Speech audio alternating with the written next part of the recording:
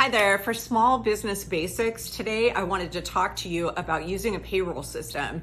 And I know that's super boring, but this is so essential for your business. It's boring. So if you're going to incorporate, even if you're just the sole employee in your company, you need to run payroll and you need a system to do that through.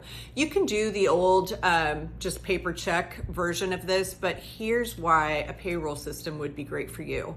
So we in my company use Gusto.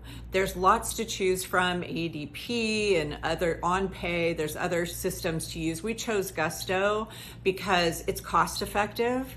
And also they provide so many other services. So they have a full HR department. If you need help with onboarding a new employee, if you need to know what forms and things like that a new employee needs to fill out, Gusto can help you with that. They also will help you obtain workers' compensation insurance if your industry requires that.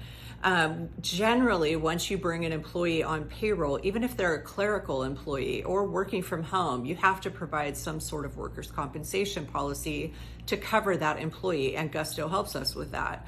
Also, liability insurance. They have a full complement of insurance carriers they can refer you to get the business insurance that you need.